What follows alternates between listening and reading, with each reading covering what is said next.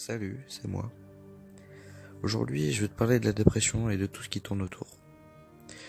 Alors premièrement, je ne vais pas parler de la dépression clinique, qui est un trouble mental comme tant d'autres, mais de la déprime que l'on peut ressentir après plusieurs événements dans la vie. Cette dépression, elle peut être causée par plusieurs choses.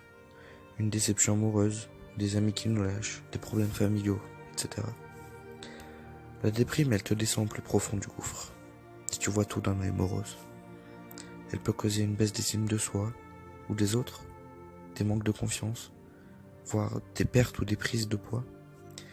Dans des cas plus extrêmes, un début d'addiction ou de dépendance à certaines drogues. Et je vais te parler de mon histoire. C'était en janvier 2019.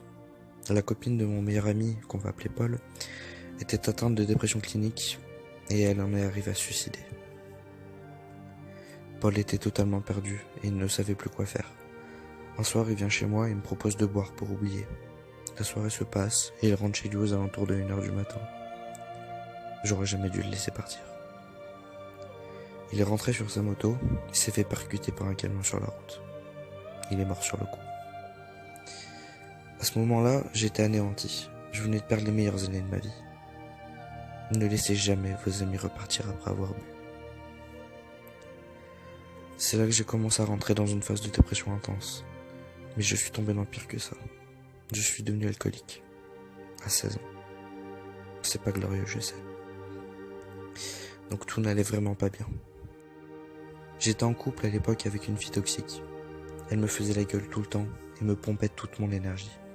Mais j'étais fou amoureux d'elle. Elle ne m'a pas du tout aidé à surmonter cette perte. Elle ne faisait qu'aggraver les choses. Ça a continué jusqu'en août quand elle m'a trompé et que cette histoire se finissait enfin. Mais c'est pas pour autant que j'avais surmonté mon deuil. Je continuais à boire de plus en plus et j'en suis arrivé à un stade où je me prenais 3 cuites par semaine. À la rentrée, je me suis décidé à boire moins pour suivre les cours. Et ça allait mieux. Aujourd'hui, je me suis totalement sorti de mon alcoolisme et je ne suis plus déprimé.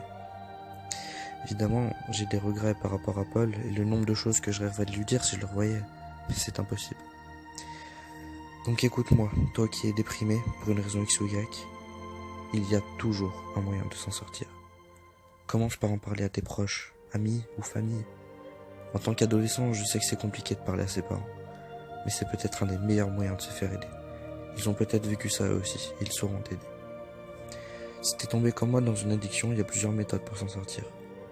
Ralentir le rythme ou arrêter d'un seul coup, c'est différent pour chacun. Ce qui est important, c'est de ne pas désespérer. Un jour, tout ira mieux, tu peux en être certain. Je t'ai parlé de moi pour te montrer que c'est possible de sortir de cette période mauvaise.